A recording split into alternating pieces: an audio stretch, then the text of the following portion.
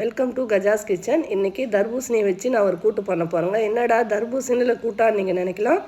ஆமாங்க, இதில் அவ்வளோ ஹெல்த் பெனிஃபிட்ஸ் இருக்குது. எல்லோரும் பழத்தோட சிகப்பு பகுதியை மட்டும் சாப்பிட்டு இந்த வெள்ளை பகுதியை தூக்கி போட்டுடுவாங்க. இப்போ இந்த வெள்ளை பகுதியை வச்சு தாங்க நான் இன்றைக்கி ஒரு கூட்டு செய்ய போகிறேன். வாங்க அதுக்கு தேவையான பொருளெல்லாம் பார்க்கலாம்.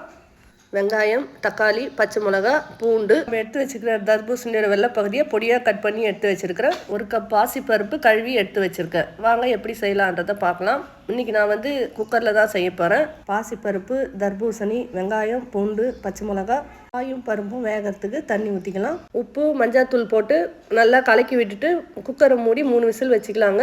இது ரொம்ப ஹெல்த் பெனிஃபிட்ஸ் இருக்குது. ரொம்ப நம்ம வீக்காக ஃபீல் பண்ணுறவங்க, இல்லை ஸ்ட்ரென்த்தே இல்லை அப்படின்னு நினைக்கிறவங்க கண்டிப்பாக இதை வாரத்தில் 2 முறையாவது இதை எடுத்துங்க. ரொம்ப எனர்ஜெட்டிக்காக இருக்கும். அவ்வளோதாங்க, 3 விசில் ஸ்டீம் அடங்கிடுச்சு. இப்போ குக்கரை ஓப்பன் பண்ணி பார்க்கலாம். பருப்பும் காயும் வெந்துடுச்சு. இப்போ நம்ம போட்டுக்கிற வெங்காயம் இதெல்லாம் மிக்ஸ் ஆகிறதுக்காக நான் லைட்டாக ஸ்மாஷ் பண்ணிக்கிறேன். எண்ணெய், கடுகு, கருவேப்பிலை தாளித்து நம்ம வேக வச்சிருக்கிற பருப்பும் காயும் இதில் ஊற்றிக்கலாம். ஒரு 5 நிமிஷம் கொதிக்கிட்டோங்க. அவ்வளோதான், நம்மளுக்கு டேஸ்டான தர்பூசணி கூட்டு ரெடி ஆகிடுச்சு. தேங்காய் வேணும்னாலும் போட்டுக்கலாம், ஆப்ஷனல் தான். நீங்களும் இந்த தர்பூசணி கூட்டை ட்ரை பண்ணி பாருங்கள். ரொம்ப டேஸ்டியாக ஹெல்த்தியாக இருக்கும். வீடியோ பிடிச்சிருந்தா லைக் பண்ணுங்கள், கமெண்ட் பண்ணுங்கள், ஷேர் பண்ணுங்கள். மறக்காமல் சப்ஸ்கிரைப் பண்ணுங்கள். தேங்க்யூ.